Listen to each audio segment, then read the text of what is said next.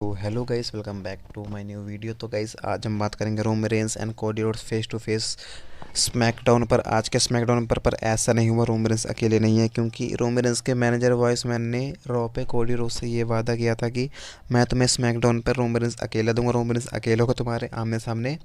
पर ऐसा नहीं हुआ। आज जिमी उसो, सोलो सिकोवा सब रोमन रेंस के साथ आए थे। पॉल हेमन ने कोडी को धोखा दिया, झूठ बोला, जो था वो नहीं हो पाया। तो गाइस पहले तो रोमन रेंस अकेले ही आते हैं एरिना में, अपना जो बोलते हैं नॉलेज में जो भी कुछ बोलते हैं आते हैं। फिर वो कोडी रोड्स को भला बुरा बोलते हैं, कोडी रोड्स आए नहीं होते हैं। तो ऐसे ऐसे बात चलती रहती है। तो उसके थोड़ी देर बाद हमें कोडी रोड्स देखने को मिलते हैं। तो उससे पहले रोमन रेंस ऐसे ही बोलते रहते हैं, इस बार मैं टाइटल जीतूंगा, ये है, कोडी रोड्स फिर से हार जाएगा, ऐसे ऐसे बोलते रहते हैं। और तो रोमन रेंस ये भी कहते हैं जो कोडी रोड्स का ये आखिरी मौका है, ये आखिरी मौका भी मैं छीन लेने वाला हूँ इस रेसलमेनिया में।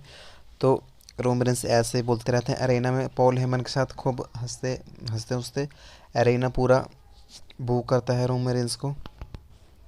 तो गाइस हमें फिर बैक स्टेज में कोडी रोड्स आते हुए दिखते नज़र आते हैं। फिर रोमन रेंस देखते हैं तो कोडी रोड्स देखो आते हुए हमें दिख रहे हैं बैक स्टेज में। तो फाइनली गाइस फिर एरिना में कोडी रोड्स रोमन रेंस के सामने आ जाते हैं। फिर यही सब बातें होने लग जाती हैं। फिर कोडी रोड्स कहते हैं तेरा रॉक भाई तुझे रेसलमेनिया 40 में तुझे धोखा देगा। वो अपने आप को किंग मानता है तो अपने आप को ट्रैवल चीफ मांगता है। तुम्हारे टीम का कौन लीडर है अभी यही कंफर्म नहीं हुआ है। फिर रोमन रेंस चुपचाप खड़े थे। फिर रोमन रेंस दूसरी बातें खोलने लग जाते हैं, पर फिर कोडी रोड्स मानते नहीं है, बोलते हैं कि वो तुझे पक्का रेसलमेनिया में धोखा देने वाला है, तो तेरे पे अटैक करने वाला है। फिर रोमन रेंस भी यही ये बोलने लग जाते हैं, तू क्यों सेथ रोलिंग पे भरोसा कर रहा है, वो मेरा छोटा भाई जैसा है, पर उसने मुझे भी धोखा दिया 10 साल पहले, उसने मेरे ऊपर भी अटैक किया है, वो उसने सील तोड़ा है, उस पर भरोसा नहीं कर सकते हैं। रोमन रेंस ऐसा बोलते हैं। फिर कोडी रोड्स पूरे एरिना से पूछते हैं क्या हम सेथ रोलिंग पे भरोसा कर सकते हैं या नहीं। फिर पूरा एरिना कहता है हाँ कर सकते हैं। फिर भाई हम देखते हैं बैक स्टेज में हमें सोलो सिकोवा आते हुए दिखते हैं, पर ये रोमन रेंस ने ठीक नहीं किया, अपने पूरे ब्लड लाइन को साथ में ही लाया था। फिर दूसरे साइड में हमें जिमी ऊसो आते हुए दिखते हैं। तो गाइस ये सब कोडी रोड्स देख के थोड़ा सा घबरा जाते हैं, पर कोडी रोड्स को ये नहीं पता था कि उनके भी टीम के 2 सदस्य आ रखे हैं, Jey Uso and Seth rolling. तो भाई फिर कोडी रोड्स को पता ही नहीं होता है, वो आते हैं। फिर एकदम से दूसरी साइड से भीड़ में से सेथ रोलिंग आते हुए दिखते हैं, काला सा कोट पा के, चश्मा चश्मा लगा के, मस्त सज धज के।